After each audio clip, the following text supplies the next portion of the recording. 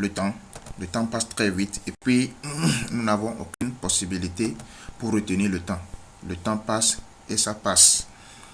Le temps que nous avions fait dans l'enfance, c'est passé. Si hier vous n'avez pas pu faire quelque chose, sachez que vous ne pourrez jamais revenir en arrière. Le temps passe très vite. Tous les jours que Dieu nous donne, nos cellules ne font que vieillir. Nous vieillissons chaque jour à travers les choses que nous mangeons, les cubes que nous mangeons, les poulets congelés, les intrants chimiques, les fruits cultivés à base des légumes, à base des engrais chimiques, tout ça là. Alors, donc le temps passe très vite parce que si vous faites une rétrospective, il y a de cela 10 ans, 20 ans ou bien 30 ans en arrière, vous étiez capable de faire certaines choses, mais aujourd'hui vous êtes incapable. Est-ce que vous voyez ça? Parce qu'on vieillit chaque jour. Alors, je vous pose cette question. Étant donné que nous vieillissons chaque jour, où est-ce que vous vous trouvez d'ici 5 ans? Vous avez déjà une fois réfléchi à votre vie. D'ici 5 ans, je vais devenir quoi? Il ne faut pas qu'on vive comme un bateau sur la mer sans boussole. Je peux devenir quoi d'ici 5 ans? Ça dépendra des décisions que nous allons prendre aujourd'hui. Je ne sais pas qui peut me dire, en suivant cette vidéo, qui peut me dire combien d'années il lui reste à vivre. Peut-être que vous avez 30 ans, 40 ans, 50 ans, 60 ans peut-être. Mais est-ce que vous pouvez me dire le nombre d'années qui vous reste à vivre? Personne ne le sait. Dieu peut nous appeler à tout moment. Qui peut me dire qu'il peut faire encore 30 ans, 50 ans sur la terre? Étant donné qu'on ne sait pas quand est-ce que Dieu peut nous appeler sur la terre, est-ce que nous avons déjà réalisé nos rêves? Les enfants que nous avons déjà mis au monde, est-ce que leur avenir est assuré? Si aujourd'hui par mégarde, ou bien Dieu nous appelait aujourd'hui, on ne le souhaite pas, ces enfants vont devenir quoi? Est-ce que vous avez déjà préparé leur avenir? Donc il faut que chacun essaie de faire cette examination pour mieux comprendre comment il doit mener sa vie. Okay? C'est une interrogation à laquelle chacun doit répondre. C'est très important. Avoir des enfants, c'est bon, mais garantir l'avenir de ces enfants, c'est une autre chose également. Donc, dans quelle école vous comptez mettre vos enfants? Si vos parents ont fait EPP, vous avez fait EPP. Ces enfants aussi sont en train de s'apprêter à faire EPP. Il va falloir que les choses changent. Ce n'est pas une malédiction. Des enfants, pas comme des enfants de rue, mais avoir des enfants très jolis, dont l'avenir est déjà radieux quand vous les voyez. Alors, construire des maisons, ce sont des rêves aussi. Pas des bidonvilles, pas vivre dans des maisons comme des bidonvilles, mais dormir dans des maisons comme ça, c'est ce que tout le monde aspire. Ça, c'est très bon, c'est de très bonnes choses. Vous ne pouvez pas vivre dans des maisons comme ça et avoir des problèmes de location, ou bien tout ça là. Est-ce que vous voyez ça? On rêve également de voyager partout dans le monde entier. Il y a des gens qui sont nés dans une localité, ils ont grandi là-bas, ils sont morts là-bas. Mais ils n'ont jamais connu peut-être un Togolais, ni un Ivoirien, un Ghanéen. Est-ce que vous voyez ça? Tout le monde aspire à des voyages, moi particulièrement. Autre rêve, rouler dans de belles voitures.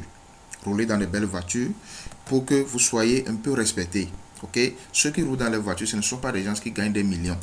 Donc, ce sont des choses que nous devons faire pour garantir notre épanouissement sur la terre.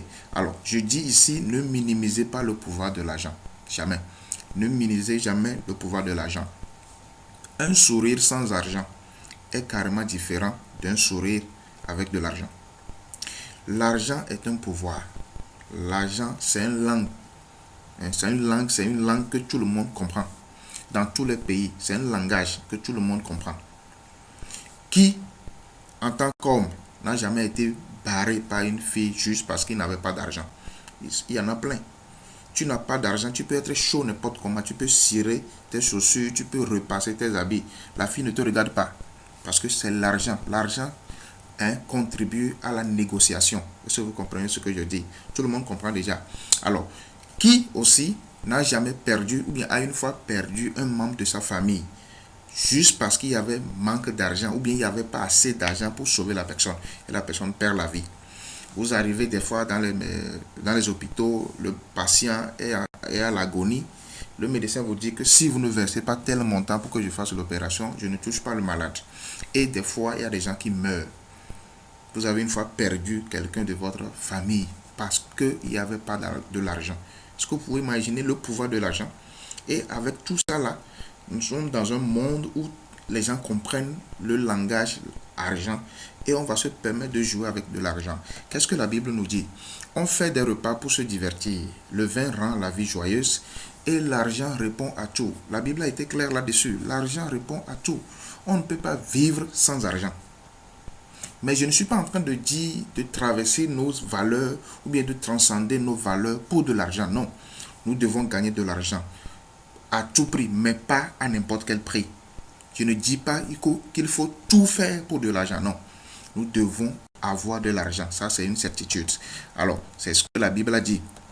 Alors, l'argent, c'est le travail. On ne gagne pas de l'argent en dormant toute la journée. On ne gagne pas de l'argent en se promenant chez ses amis, en suivant des feuilletons. C'est le travail. Il faut travailler pour avoir de l'argent. La Bible a été claire là-dessus également. Si quelqu'un ne veut pas travailler, qu'il ne mange pas non plus. Ça veut dire que quelqu'un qui veut manger doit travailler. C'est la Bible toujours. Alors, quels sont les moyens qui s'offrent à nous pour pouvoir gagner de l'argent? Vous pouvez faire beaucoup d'activités, mais ces activités sont regroupées en 4 par un multimilliardaire. La première phase, c'est être employé. Vous pouvez devenir employé. Et quand vous êtes employé, vous échangez votre temps contre de l'argent. Parce que quoi?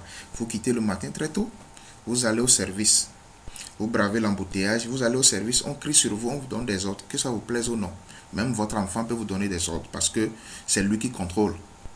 Alors, vous revenez très tard fatigué. Vous n'avez même pas le temps pour s'amuser avec vos enfants. C'est ce que les employés vivent comme la vie. Est-ce que vous voyez ça? Mais il y a des gens qui disent que je ne veux pas être employé. Je veux apprendre un métier. Ils sont des travailleurs indépendants. Ils ont appris un métier, ils ont eu la certification, ils ont ouvert leur atelier comme peut-être couturière, maçon, menuisier, forgeron, ainsi de suite. Ce sont des travailleurs indépendants. Ils n'ont pas d'ordre à recevoir de qui que ce soit. Mais le problème est là-bas encore. Ils échangent leur temps contre quoi? De l'argent toujours. C'est le même cas comme les employés. Parce que si celui-là qui a ouvert son atelier, s'il ne va pas au service pour ouvrir l'atelier, quel client peut venir demander du service? Donc lui aussi, il est lié dans le temps. Il doit aller au service, sinon il n'a rien. Mais les businessmen sont des personnes où c'est les gens qui travaillent pour eux et ils ont de l'argent. Ils ne sont pas obligés d'aller au service. Est-ce que vous comprenez? Il y en a beaucoup qui sont des businessmen. Il y a les investisseurs. Les investisseurs, ce sont des gens, c'est l'argent même qui travaille pour eux. Ce ne sont même pas les gens. C'est l'argent qui travaille pour eux. L'argent tourne. Ils investissent dans les actions, dans les immobiliers, ainsi de suite. Alors, pour être employé au Togo, ou bien dans la sous-région, bon, je parle du Togo parce que je suis togolais, regardez la condition, ou bien les conditions dans lesquelles nous fréquentons dans la sous-région. Dans cette condition-là, on espère avoir un grand avenir comme ça. La plupart du temps, la majorité des étudiants pensent qu'il faut faire de longues études pour pouvoir garantir son avenir. Ce n'est pas toujours vérifié. C'est bon de fréquenter, mais ne mettons pas trop notre espoir sur ça parce que le système français, c'est comme ça, nous sommes formés. Nous croyons que nous devons faire de longues études et travailler dans un bureau. Tout le monde veut aller travailler dans un bureau cravaté, climatisé. Mais, même les agronomes, ils veulent travailler dans un bureau. Je ne sais pas s'ils vont cultiver les carreaux.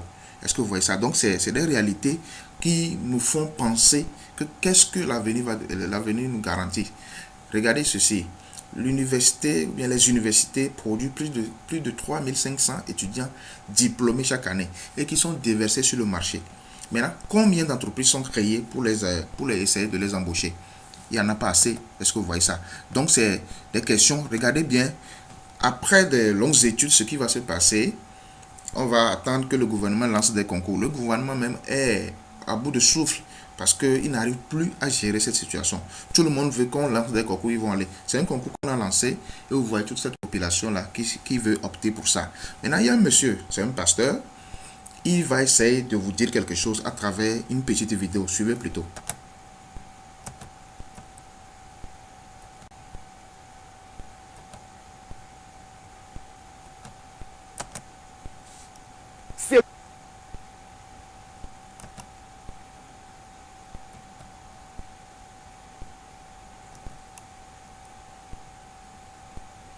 Seconde.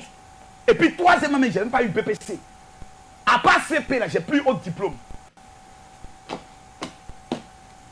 Mais j'ai ça. C'est pas le diplôme qui donne l'argent.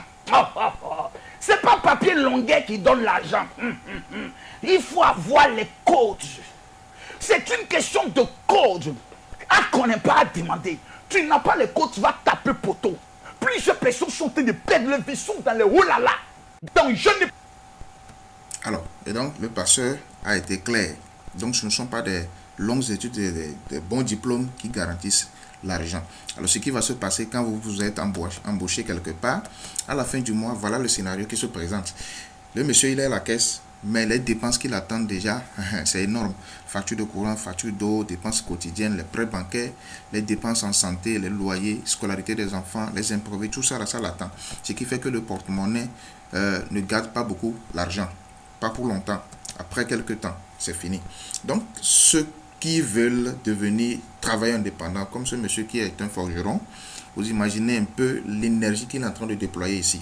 Maintenant, dites-moi, après 30 ans, 40 ans de service, est-ce qu'il pourra avoir la même énergie pour battre le fer, alors que c'est tout ce qu'il a fait durant toute sa vie? Ce n'est pour rien que vous allez voir aujourd'hui des gens qui ont travaillé dans une fonction quelque part et ils sont partis à la retraite, mais aujourd'hui, ils sont obligés de faire agent de sécurité avant de manger. C'est déplorable. Est-ce que vous voyez ça? Si ces gens-là avaient pensé à un business florissant, ce qui se passe, c'est ça, c'est la réalité. Alors, il y a beaucoup qui nous disent que non, il faut travailler dur pour gagner sa vie. Comme ces messieurs sont en train de travailler dur, est-ce qu'on peut faire ce travail jusqu'à payer un terrain, construire de belles maisons? Ça, c'est une question à laquelle chacun doit répondre. Regardez bien ce travail que ce monsieur est en train de faire. Imaginez un peu la fatigue qu'il aura dans son corps quand il va finir la journée. Et le lendemain, il doit se réveiller encore. Et c'est la routine. Est-ce que vous comprenez un peu ça? Donc, c'est des vies auxquelles nous devons penser pour changer les choses. Il faut qu'on réfléchisse maintenant à partir de maintenant. Si votre vie ne vous fait pas sourire, la seule chose à faire, c'est de la changer. En quoi faisant? Ta vie est le résultat des choix que tu fais. Si tu n'aimes pas ta vie, il est temps de faire de meilleurs choix. C'est tout à fait clair. Le meilleur moyen de prédire l'avenir, c'est de le créer en prenant sa vie en main. Vous devez prendre votre vie en main à partir de maintenant. N'attendez pas que cela tombe du ciel comme de la manne. Non, pas possible. Vous ne devez pas accuser les gens. Il y a des gens qui passent la longueur de la journée à critiquer le gouvernement, à critiquer le système en place, à critiquer même plutôt leur famille. Parce que je suis né dans une famille pauvre. C'est parce que dans notre famille, il y a trop de sorciers, trop de sorcières. C'est parce que dans notre quartier, là, il y a trop d'envieux, ainsi de suite. Mais non, le problème n'est pas là. Le problème, c'est vous-même. Si tu cherches encore cette personne qui changera ta vie, regarde-toi dans le miroir. C'est votre reflet là, ce que vous regardez dans le miroir, la personne que vous voyez, c'est cette personne qui changera votre vie, parce que le meilleur jour de votre vie, c'est le jour où vous décidez que votre vie vous appartient. À partir de ce moment, vous pouvez gagner l'argent que vous voulez, vous pouvez vous marier dignement, parce qu'il y a l'argent. La femme ne va plus vous rejeter. Vous pouvez construire des belles maisons, comme des cités comme ça. Dormir dans des maisons comme ça, vous ne pouvez jamais être poursuivi par des mauvais esprits, ou bien quelqu'un vous poursuit dans le sommeil parce que qu'il veut vous tuer avec une machette, ainsi de suite, ainsi de suite. Et donc, s'il faut de l'argent pour dormir sur des lits confortables comme ça, ou je dis souvent que si vous dormez sur ce lit-là, vous n'aurez jamais éjaculation précoce ou bien faiblesse sexuelle. Ce n'est pas possible. Sortir de temps en temps pour aller en vacances avec sa famille, ok, aller à Dubaï, aller à Paris, respirer l'air frais avant de revenir. Et il nous faut quoi? Un choix. Monsieur Go nous dit aujourd'hui de faire un choix. Alors, ce choix, c'est de penser à avoir autre source de revenus. Pensons à avoir autre source de revenus. Cette vidéo, je ne vais pas la jouer. Je peux vous envoyer ça après. Alors, avoir plusieurs sources de revenus, c'est comme cette table-là, qui a 5 pieds. Imaginons que un pied de cette table-là se casse. La table va se pencher, mais ne va jamais se renverser. Mais si vous avez une table qui a un seul pied, le pied là se casse, c'est fini, la table se renverse. C'est de la même manière que nous devons rechercher plusieurs sources de revenus. Comme ça, lorsque nous perdons une source, l'autre source ou bien les autres sources peuvent nous aider